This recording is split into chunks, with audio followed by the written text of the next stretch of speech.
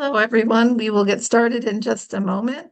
People are still joining, so I'm just going to give people a minute or two to log on, and then we'll get started.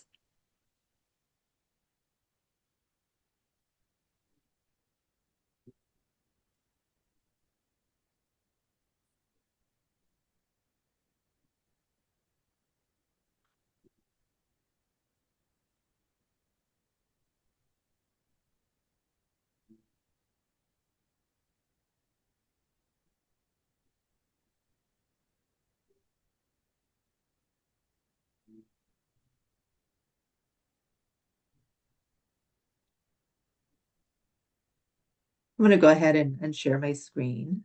Okay, go ahead. Okay,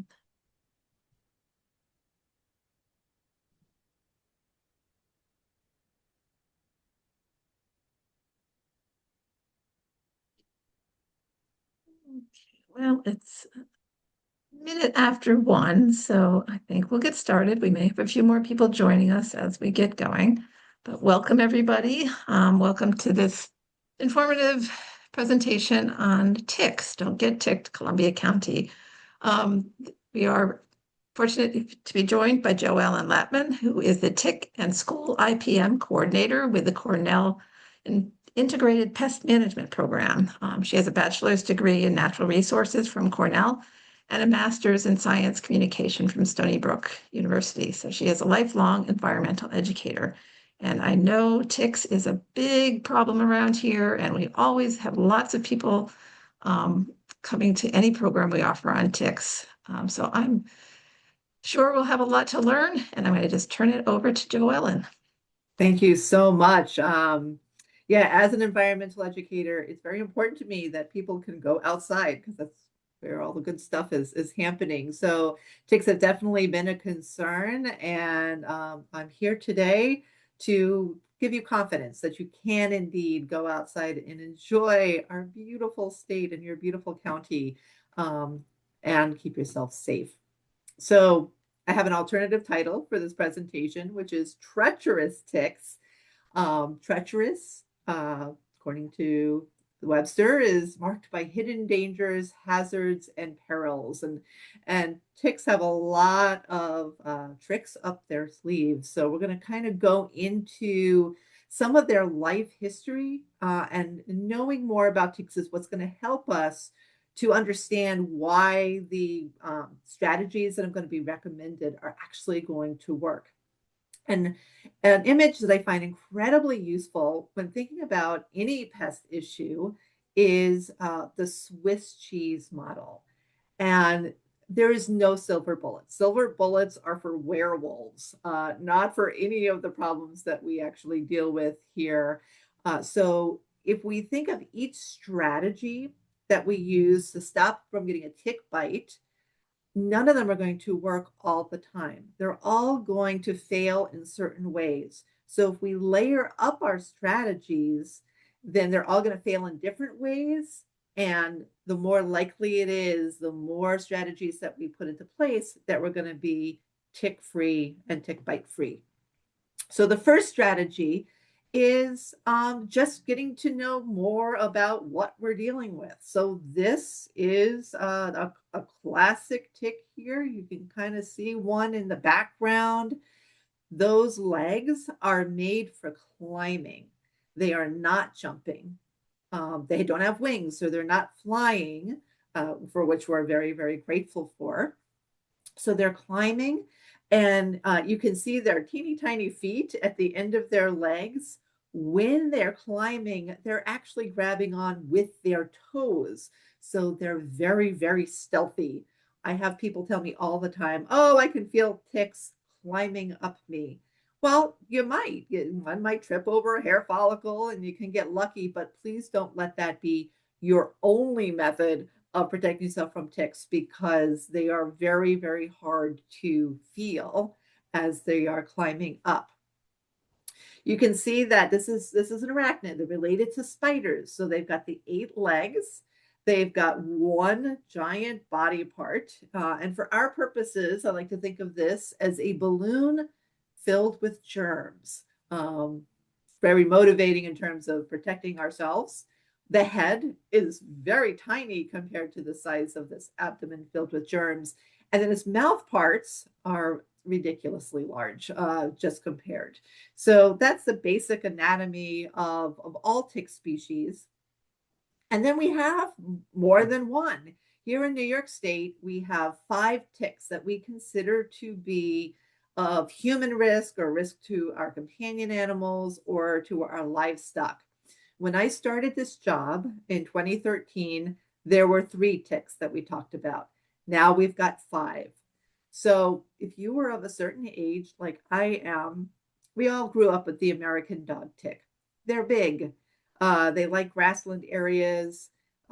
Only the adults get on us, so they're pretty large and easy to see. And a lot of times they really, really like our dogs. They end up on our floors, fully engorged with their blood, about the size of grapes. And that's often how we will encounter the American dog tick. The Lone Star tick has not started reproducing in Columbia County yet. That doesn't mean that we're not finding them, because they will get dropped off of migrating birds or brought from other places. Maybe somebody went down to Long Island, where they are all over the place, and then came back. They might have brought a few with them. But so far, we're not seeing them breeding. The black-legged tick is the one that has really been expanding over the last 40 years. It is now our most prevalent tick in Columbia County. And as we will talk about later, it's one of our most dangerous ticks. Our new arrivals in 2017, the Asian longhorn tick showed up. It was discovered on a sheep farm in New Jersey. And since then, it's been found in multiple states. It's here in New York. It has been found in Columbia County. You will notice for all the other ticks, I have 4 ticks showing there. On the top left, we've got the female. The top right, we've got the male. Bottom right, we have the nymph, which is the second life stage. And then the bottom left is the larva, and that's what comes out of the egg. For the Asian longhorn tick, there are no males. There are just females. So she's cloning herself, which is really scary, because the last thing we need is, virgin vampires out there. But for now, they don't particularly like people. So this is a real livestock issue. And I'm actually involved in a project where we are looking for this tick in multiple counties, including Columbia County, because it's going to be a problem for our farmers. And then our newest arrival is the Gulf Coast tick. It looks very much like the American dog tick, but with much larger mouth parts. Right now, we are finding them on Staten Island and on parts of Long Island, but I am expecting them to move up the Hudson Valley. So it might be a few years before they become established in Columbia County, but I am expecting them eventually. So we've got these 5 different ticks that act very differently. They have different lifestyles. So for most of them, their hunting style is what we call questing. And this is where they are hanging on to vegetation with their back legs. And then their front legs are kind of waving in the air, as you can see there. And their sense organs is actually right on the tip of that leg before the foot starts. And we are going to, that's where their sense organs are. And they are picking up heat and carbon dioxide and what I affectionately call feet smell.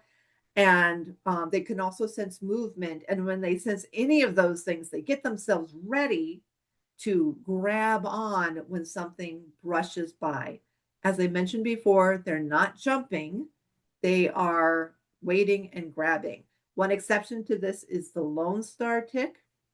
They tend to be more active hunters, where they will chase down carbon dioxide trails to find something to feed on. But for the most part, we've got this questing material behavior that's going on, and it happens very low to the ground. Usually they're going to get onto us, ankles, maybe halfway up our shin. And that's really important when we think about protecting ourselves. So that will come later. What they are not doing is they are not using their energy to walk to the trunk of a tree, climb up the tree, walk out onto a branch, and then wait for something to walk underneath them and they drop down. They don't have the energy for that. They are incredibly good at hanging on to their energy. So they start down on the ground and then they work their way up. And oftentimes they'll work their way up to our head, which is why we get this idea that they're dropping out of trees because we'll find them in our hair. But they are starting down below and working their way up. So that's their treachery trick number one. Very stealthy hunters. Treachery trick number two is their size. So this is a black-legged tick from left to right. On the far left, we've got the larva. This is what comes out of the egg. It almost fits in the groove of a fingerprint. Incredibly small. The next one, next to that is the nymph. This is the size of a poppy seed. And then we have the male adult, and the female adult is the largest one, much easier to find. One of the most dangerous ticks, in our opinion, is that poppy seed size nymph, for reasons that I will get into in a bit. But just get that image of a poppy seed. That is what we are really looking for. That is what the most dangerous to us life stage is. All right, treachery trick number three, attachment. This is a close-up look of a tick mouth part. It's basically a straw with backward barbs in it. So that prevents it from being pulled out very easily. That is why it is so difficult to remove ticks once they are in. I don't have time to show you today, but this QR code will take you to a video. There's a PBS group that has Deep Look, and it will actually show you how it uses those mouth parts to dig in to the skin. And it can take up to 2 hours for that to happen. So you've got time before the tick can actually become firmly attached, and we can use that time to our advantage. Treachery trick number four, saliva. Their spit goes a long way in helping them to do what they do. Part of what they have in their mouth parts is cement that is going to cement that tick into place, making it even harder to pull it out than just those backward barbs would do.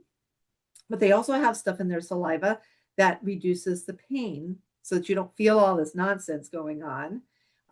It's going to reduce blood clotting, so it keeps the blood flowing, because that tick wants to be on for up to a week, depending on the type of tick and the life stage.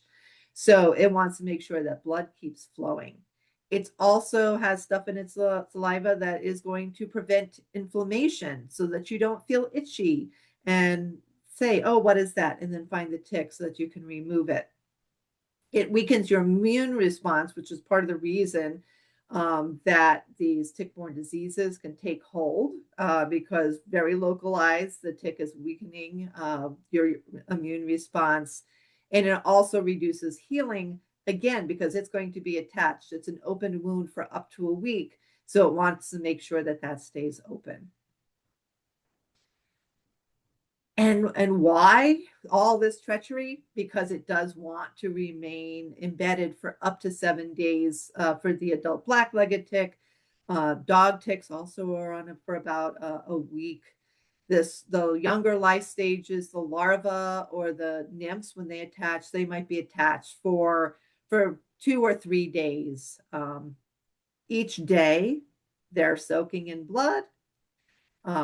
That makes them get a little bit larger. They really want to take advantage of the solids that are in your blood. So they're going to spit your liquid. They're separating that out. So the liquid part of your blood is going back into you, and then they're sucking in. So you've got this pumping action, which just makes them perfect for transmitting all of the diseases that I'm going to be talking about in a bit. Treachery trick number 5 is also where. Where are we going to find these ticks? Growing up for me, it was if you avoid the tall grass, you're going to avoid the ticks. And that worked out pretty well when all we were worried about was the American dog tick. That does not work at all for the black-legged tick. For the black-legged tick, it needs it to be pretty shady, high humidity levels, like 85%, for it to really be thriving and to be actively searching for something to feed on. Having said that, I have done studies where I have found them in the middle of high-end lawns. So we can find ticks in the short grass. The Asian longhorn tick has absolutely been found on manicured lawns, as has the Lone Star tick. So there's really not a lot of places where the ticks will not be. There was a study that was done, one was done in Maryland and one was done in Connecticut, and they actually came up with almost the identical results, which is pretty stunning for research. And they asked people where they thought that they had picked up their tick. And most of them thought that they had picked it up within their own home backyards. 40% compared to 18% that thought they picked it up at a natural park. Now, they didn't ask why. My opinion of this is that if we're going to the park, we're probably more likely going to do things to protect ourselves compared to if we're just running out into the backyard to hang out in the hammock or to pick some tomatoes or just play frisbee with the dog.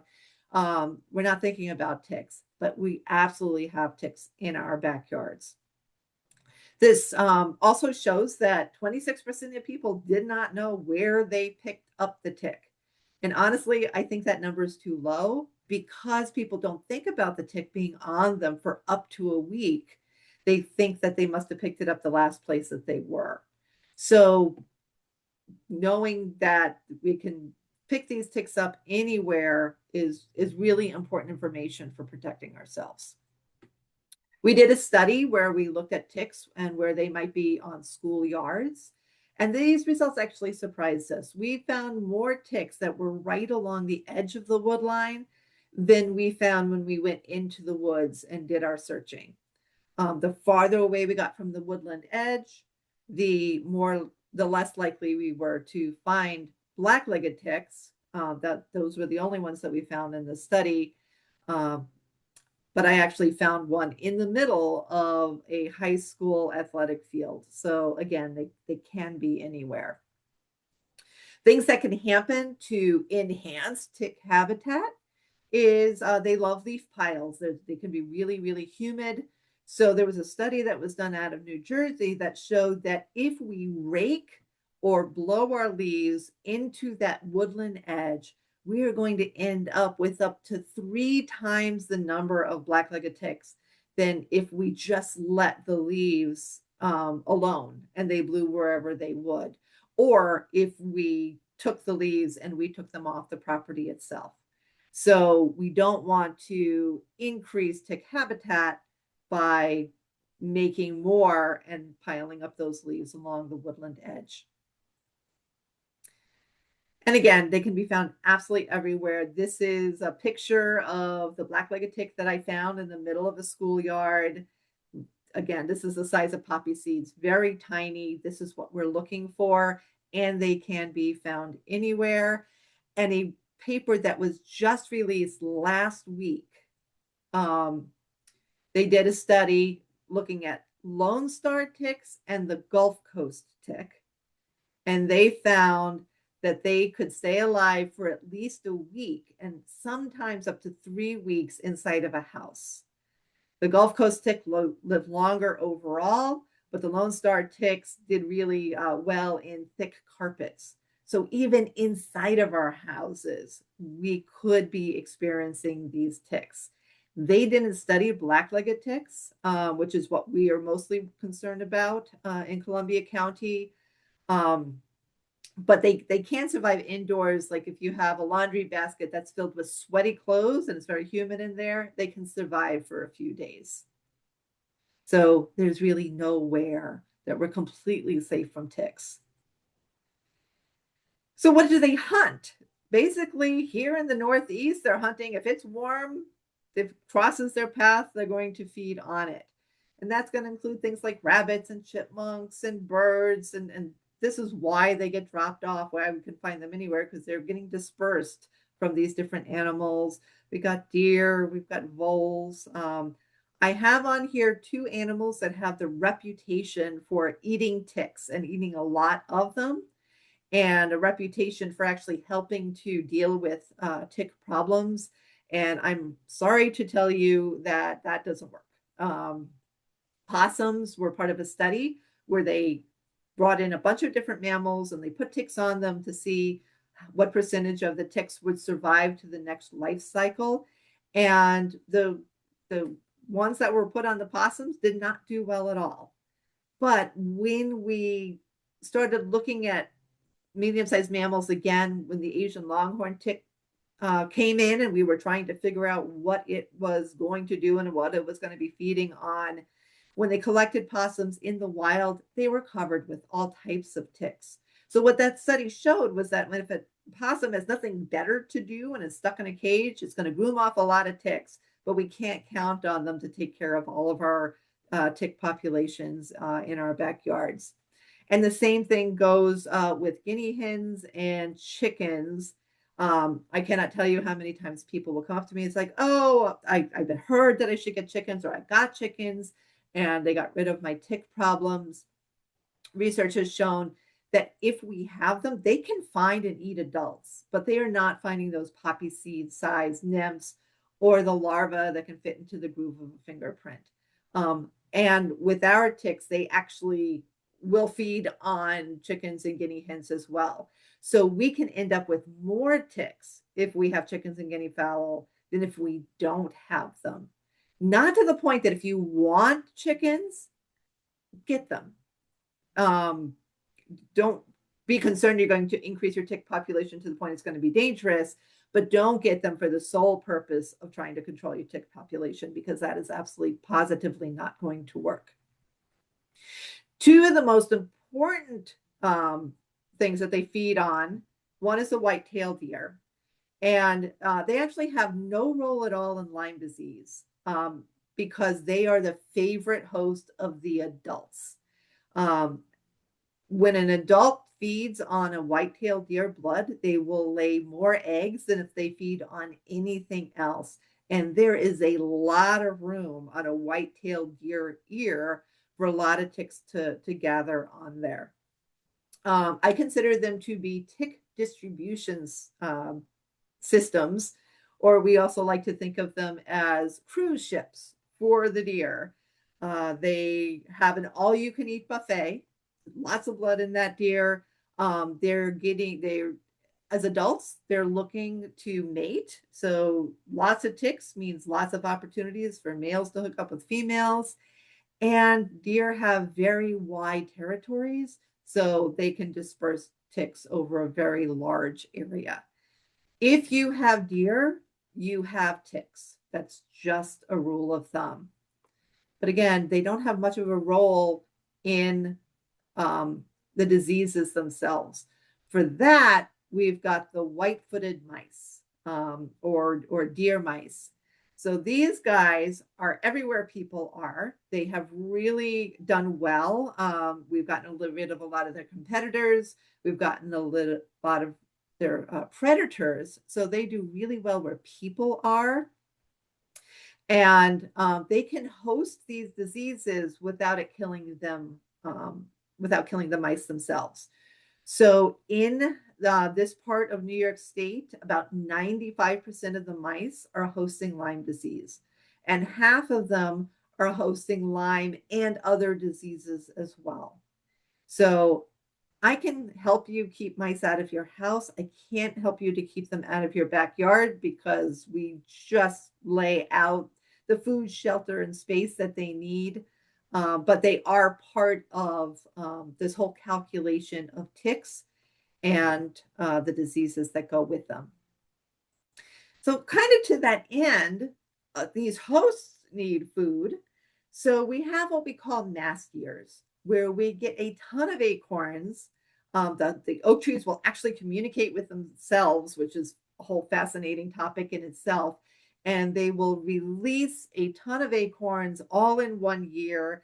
And evolutionarily, this is going to overcome the things that eat acorns. So that means that more of the acorns will survive to grow into little oak trees. So we just have a lot of food on the ground. Because we have a lot of food on the ground, the following year, we're going to see way more of the animals that will eat acorns. And then the year after that, 2026, we're going to see a lot of the things that like to eat the things that eat the acorns, including ticks. So this is going to be a pretty bad tick year just because we had what we call a mast year in 2024. And this is a very simplified graph of what that looks like. So let's say 2023, everything's kind of an equilibrium at a low levels. In 2024, we had a ton of acorns drop. In 2025, the mice are going to catch up. They're eating the acorns. In 2025, the oak trees were spent, so they're not making many acorns at all. So that means that in 2026, or this past winter, there wasn't a lot of food for the mice and the deer and the other things that eat acorns. So there was more starvation because there were so many things looking for food out there. Now we've got a ton of ticks and less wildlife out there for the ticks to feed on them. That means that when we go out walking in the woods or being in our backyards, the ticks are just out there looking for anything that's going to cross their path. Because there's less food, wildlife food for them out there, they're more likely to have us or our dogs or other animals be the first one that crosses their path. So this is a very dangerous spring coming up. Other things that can make it dangerous include invasive plants. There is a direct relationship between invasive plants like barberry, honeysuckle, multiflora rose, and the number of ticks that are infested with the different diseases. And this is partly because a lot of these invasive plants have thorns on them and berries that helps the plant to reproduce and to protect them from being eaten by deer. But these are also fantastic places for the mice. They are protected from predators because of the thorns, and they have lots to eat because of the berries. So now we have a concentration of mice, and it's a human environment. So we also have a high population of ticks. You bring those two together, and we have a lot of ticks that are carrying diseases. The good news is they found that when they went in and they got rid of the infestations of these invasive plants, we were able to drop the number of ticks that were carrying diseases down to be about the same as if the forest had never been infested with these invasive plants in the first place. So what else do they hunt? They will also hunt humans. And this graph shows emergency department visits strictly for tick bites by month. And you can see here that April is when it starts to really grow up, and May is the high point for people going into emergency rooms because they have ticks on them.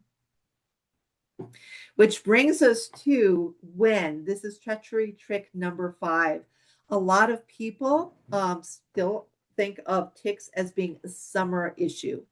And especially when we're talking about the black-legged tick, it's actually more complicated than that. So the eggs are going to hatch, or I'm sorry, the eggs are laid in the springtime. And then in the summertime, usually around late July, early August in Columbia County, those larvae that can fit in the groove of a fingerprint are going to come out. They're going to be looking for something to feed on. And just because there's more of them, this is typically going to be a mouse or a chipmunk. There's just a lot more rodents that are out there. And they're going to feed for a few days. And then they're going to drop off. And they're going to wait. The rest of the summer, all of the fall, all of the winter, and in the springtime is when they emerge as that poppy seed sized nymph. So soon they're going to be coming out. They're going to be looking for something to feed on. Most likely going to be a rodent of some kind, although there'll be fewer of them this year. They're going to feed for a few days. They're going to drop off. they're going to wait the rest of the spring, all of the summer, and then about halfway through this fall, or at about the time that the deer start running and running around, and we worry about hitting them with our cars, that's about the time that the adults are going to come out and be looking for their last host to feed on. And that female wants something large to feed on because she needs to take in enough blood that it's going to last her through the rest of the fall, all of the winter, into the spring when she lays her eggs and then she dies. So ticks only eat 2 or 3 times their entire life, months apart. And this is what it looks like by the book. Spring egg laying, summer hatching out, nymphs out in the springtime, fall is when the adults come out, and then the spring egg laying. In reality, it's a hot mess. They're incredibly good at what they do. They hang on to their energy. If it's a very dry spring, those nymphs will just stay hunkered down in the leaf litter until it starts to rain again. And so they might come out later in the year than we would expect. For the adults, if something does not cross their path, they will continue hunting. They can be active if it is above 37 degrees. And I have found them, the last time I ever found one was late June. And then they seem to run out of energy, and I don't find them anymore.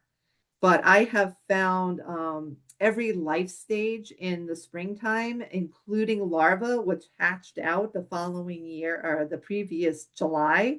They lasted 10 months without feeding because they're so good at hanging on to their energy. So this is the black-legged tick. When we look at the other tick species, there's a lot on this slide. Basically, the main point here is that if you go down each of those months, there is no time of year that you are completely safe from ticks. And here, as we're going into April, we are entering this time of year when most of the ticks are going to be active, and multiple life stages of those ticks are going to be active. So there is no time of year that you are completely safe. Now, I am going to try to convince you that the fact that there is no where and there is no when that you are completely safe from ticks is good news. And the reason this is good news is that we have to make a lot of decisions during the day. I'm taking one off your plate. You no longer need to ask yourself, oh, do I need to protect myself from ticks today? The answer is yes. So when we get to the strategies, try to incorporate these into your life every single day, because most days you could be at risk for ticks. All right. And all of this is just awful enough, having something sucking your blood for up to a week. But you've got treachery trick number 6, which is that they are not alone. And I went into explaining the 5 different ticks that we can be exposed to because each of them can carry different diseases and have different impacts on our health. So for the black-legged tick, we've got Lyme disease, anaplasmosis, hard tick relapsing fever, and ehrlichiosis. These are all bacteria. Babesiosis is a parasite that gets inside of the blood cells, and Powassan virus is a virus. These different diseases take different amounts of time to be transmitted into us. We don't know what the exact number is. You've probably heard like 24 to 48 hours for Lyme disease. I've read research that shows as low as 16 hours. We're testing this on mice, not on people. Powassan virus, which is a virus, so there is no cure. For people that develop symptoms, it can be fatal 11% of the time. And it can be transmitted within 15 minutes of the tick becoming attached. So that question of how much time does the tick need to be attached to transmit the diseases, I kind of want to take that off the table, and replace it with, you really don't want to get bit by a tick. We also have other things that can happen that are just reactions to the saliva. Alpha-gal allergy really hit the news last year. It's mostly associated with the Lone Star tick, but now we know that the black-legged tick can also do this. Alpha-gal is a carbohydrate that's found in the tick saliva. It is found in every mammal except for primates, which we are. So when the tick bites us and they inject this alpha-gal carbohydrate into us, we can become sensitized to that and become allergic to that carbohydrate, which means that the next time that we take in a hamburger or a hot dog or have some shish kebab, then we can have an allergic reaction to that. When with each exposure, it can get worse and worse, similar to bee stings, and can lead to anaphylactic shock and death. So if getting a Lyme disease is not enough of a motivator for you, I found for a lot of people, not being able to eat a steak for the rest of their lives is very motivating to just not get bit by a tick. Lone Stars have their own host of diseases, as do American dog ticks. The longhorn ticks, we're still trying to figure out which ones they are be able to transmit. And the Gulf Coast tick has a spotted fever rickettsia, very similar to Rocky Mountain spotted fever. So again, don't want to get bit by ticks. There's a lot of consequences out there. The Department of Health has been doing surveillance of deer ticks since 2008. So I pulled the numbers for, oh my goodness, this is, shoot, I apologize. I had Columbia County on here and somehow it got mixed up. So if I remember correctly, for the adults, the numbers were lower than they are in Albany County. So I think it was 52%, maybe it was 10% for anaplasmosis, around 6% for babesiosis, and 1% for the hard tick relapsing fever. So those numbers were a little bit lower. That is the average that they found for each of these years between 2008 and 2024. Some years for Lyme disease, only 38% of them were carrying it. 72% of them were carrying it in 1 year that they did collections. The nymphs have only fed once, and the adults have fed twice. So the nymphs typically are about half of what the numbers are for the adults. As you can see here for Albany County, we still consider the nymph to be the most dangerous life stage because it comes out in the springtime when people are not thinking about ticks yet, and it is the size of a poppy seed. And if you're not looking for it, it can be easy to miss. Lots of people that get Lyme disease never knew that they were bit by a tick. And it's probably because they were bit by one of these poppy seed sized nymphs. And just to kind of follow up with the bad news, there was a tick testing program out of Syracuse. It was a citizen science project. They asked people to send them their ticks, and then they were testing them because they were mapping out the different diseases across the state.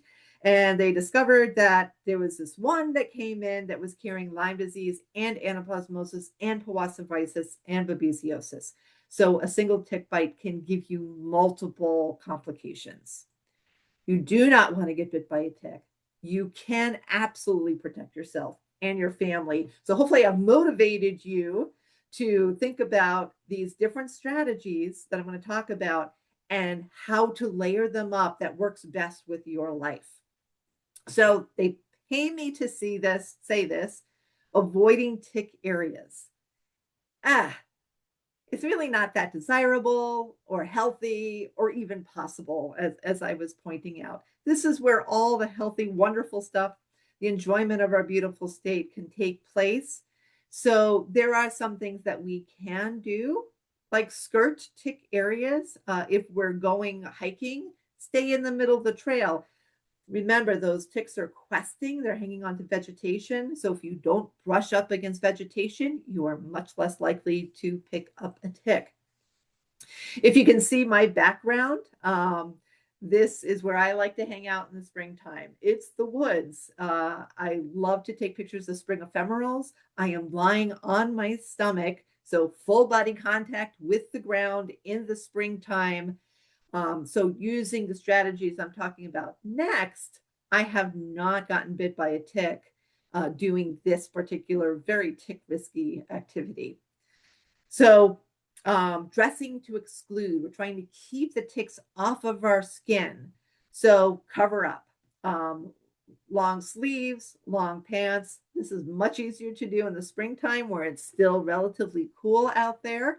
I'm also going to encourage you to tuck those pants into your socks, because if we think about the ticks getting onto our ankle, if our pants are not tucked into our socks, then they can go underneath the pants, and then they're going to be climbing up.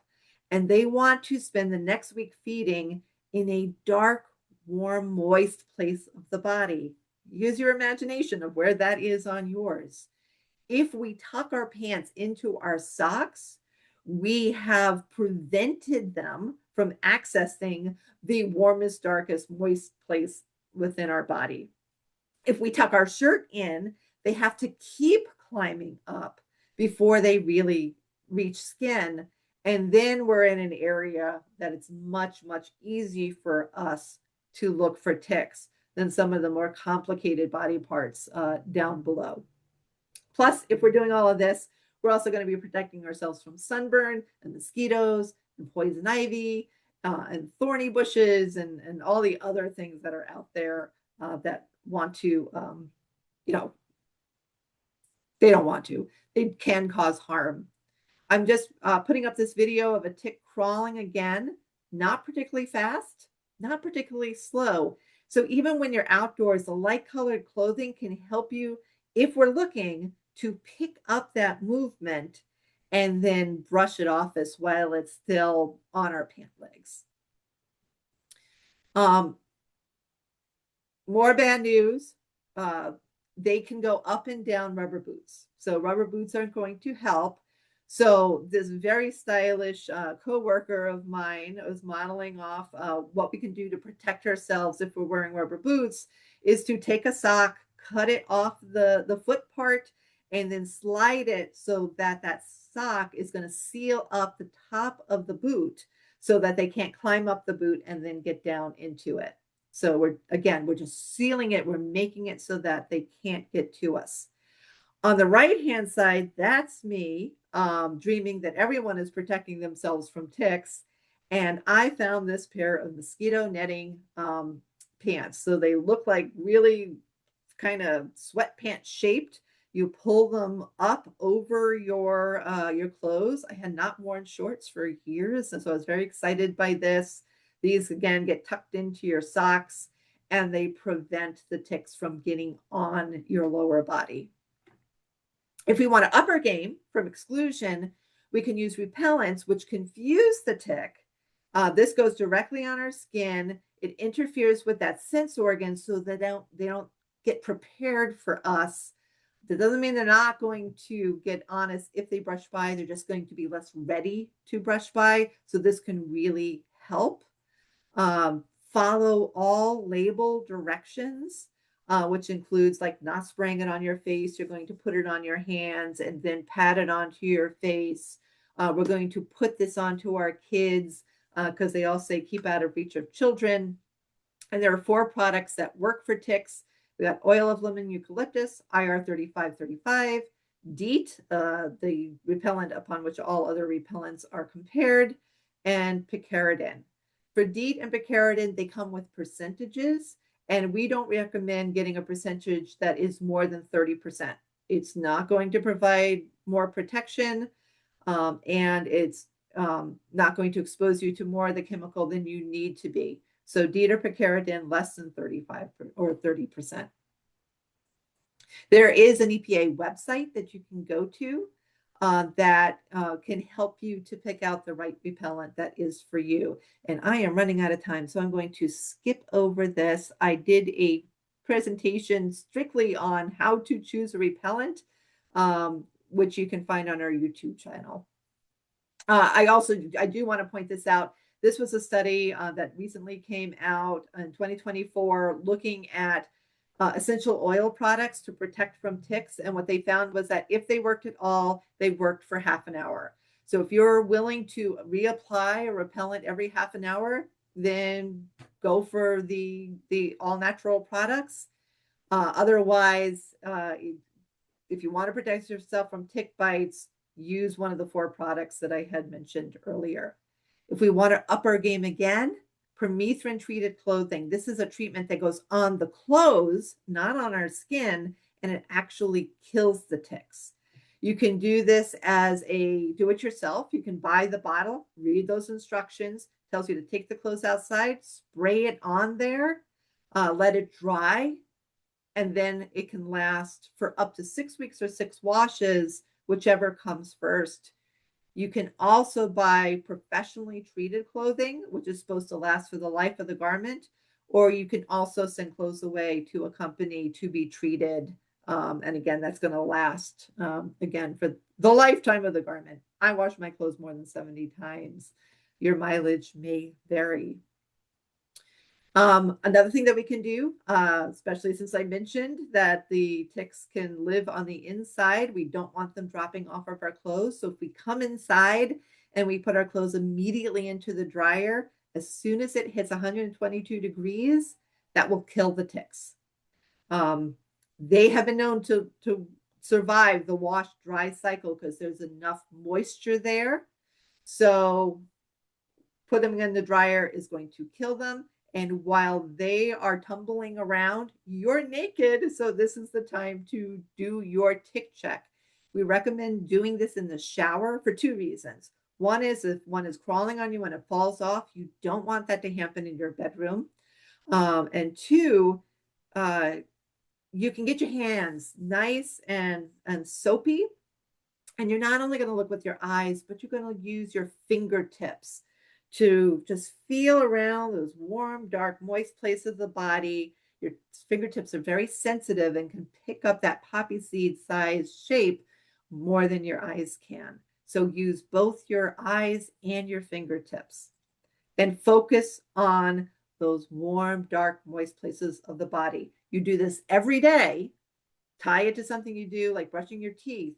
You will know every freckle and every skin tag. And it only takes a few moments to do this. And if you feel something that wasn't there before, check to see if it has legs. Just a reminder that ticks are incredibly small. This is what a larva looks like. This is my arm. And that larva is the width of an arm hair. Very small, but my fingertips were able to pick this up.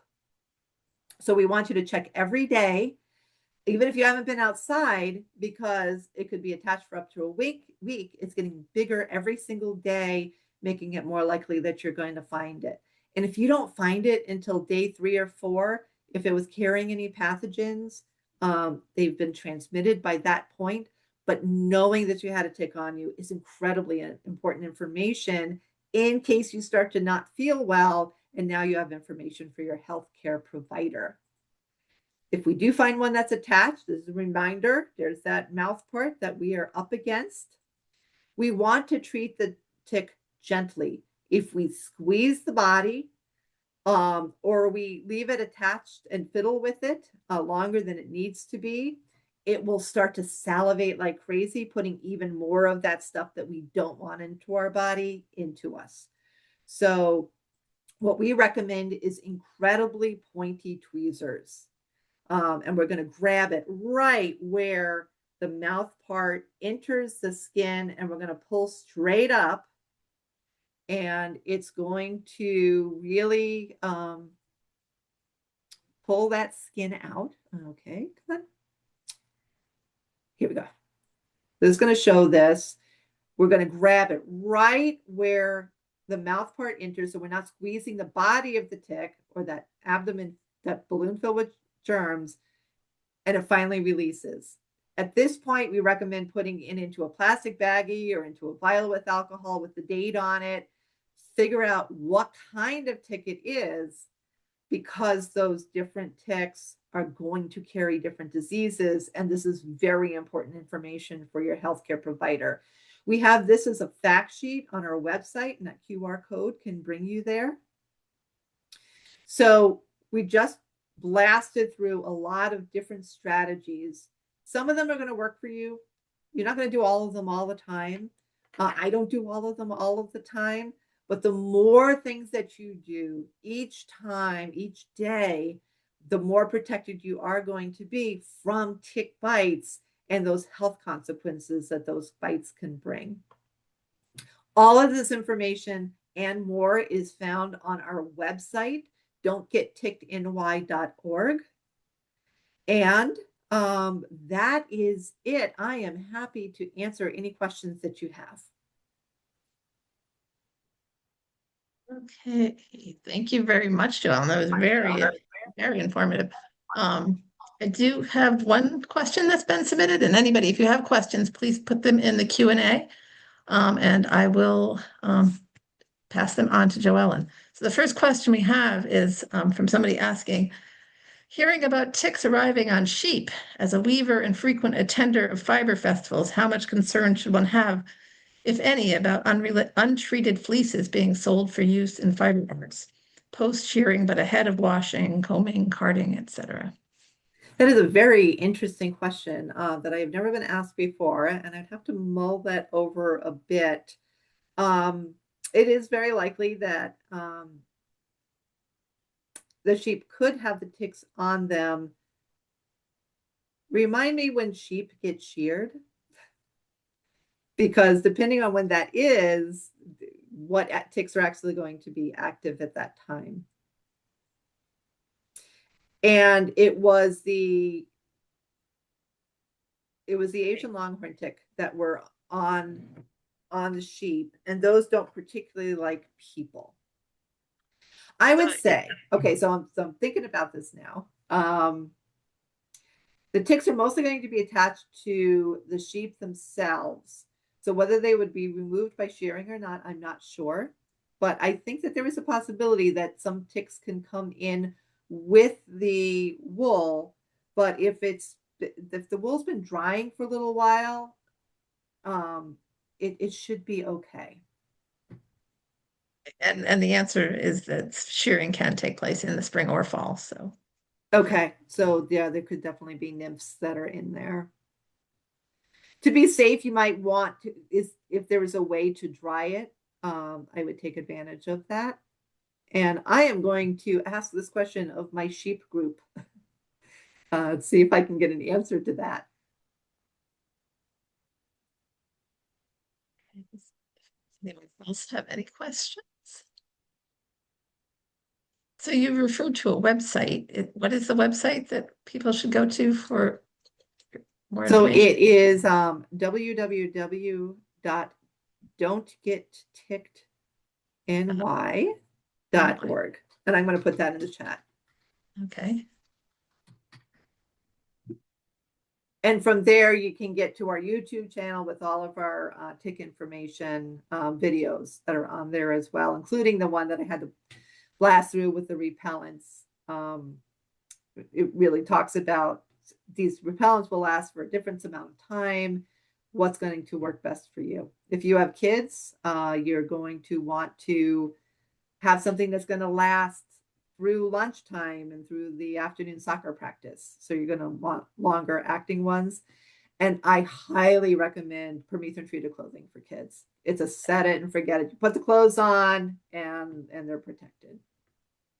That was answers. I think our next question was, do you recommend treating socks to try to kill ticks with permethrin? So if you do nothing else, I recommend treating shoes and socks with the permethrin. I actually don't treat my boots because they're waterproof. There's something in there that causes it to bind tightly to fabric. So if you got waterproof materials, it's not going to bind to that. But most socks are waterproof.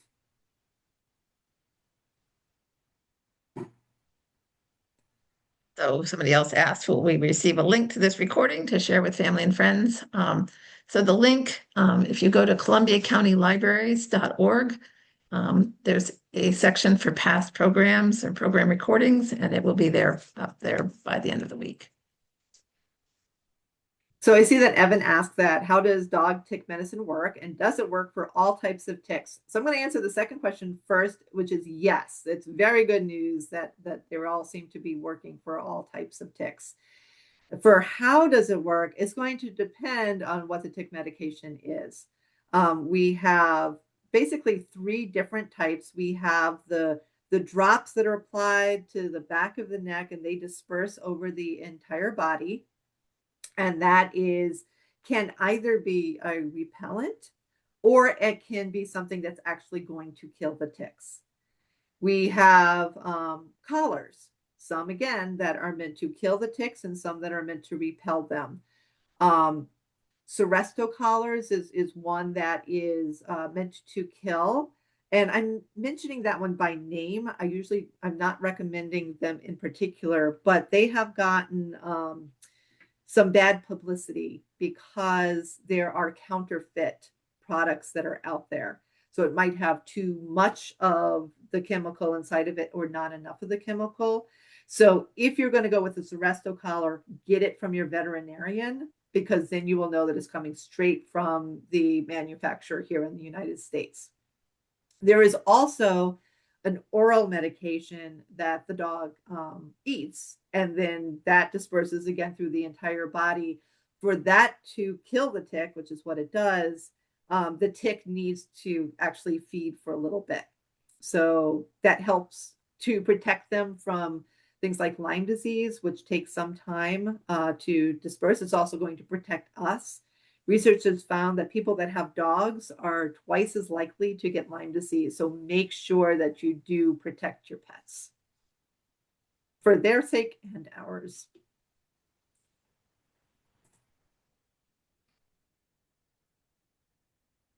I will also say, because this often comes up in questions, permethrin can be very toxic to cats. So we do not put permethrin products on dogs if there are cats in the household.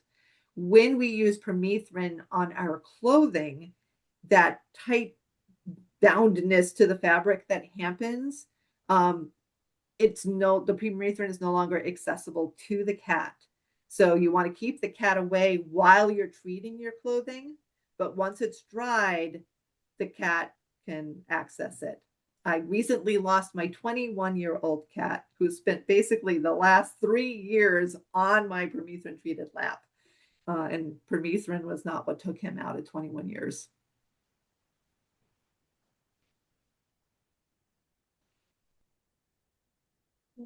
Any last questions before we wrap up? I just have kind of a challenge for people out there because there's one of me and there's 19 of you now that are on here, and I would really love to be able to dub you all now tick ambassadors, where you can go out and help to spread this information, whether it's by recommending that people go and watch the entire presentation, or just if you hear misinformation to be able to share that. We need as many people out there as possible that are providing really good information to help address this issue that are keeping people inside unnecessarily. And there are also some dangerous recommendations out there. What I have given you today is all research-based. So please help spread the word. And we have one person asking, how did you protect your cat? I actually used a Seresto collar. I found that the drops that I was using before that collar came out just made the ticks seem easier to remove. And they might have better products now. We have the Cornell Vet School, which is the best vet school in the entire world. So I asked them, what should I tell people when they ask me that question? And the response is, tell them to talk to their vet because they know your animal best.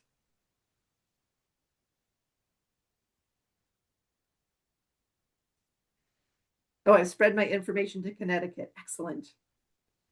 And you have some excellent tick educators in Connecticut as well.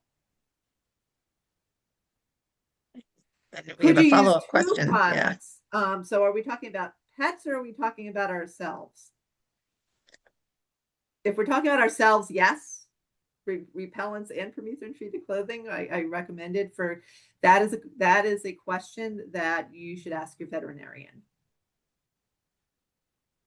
As far as I know, there is no oral medication for cats at this time.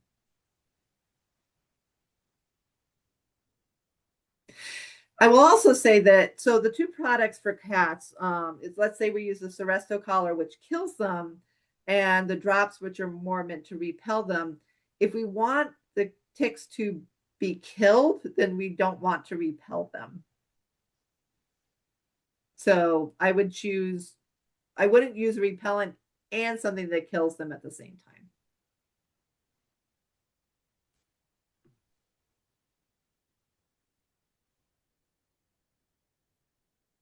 Well, it's 7 o'clock, so perfect timing.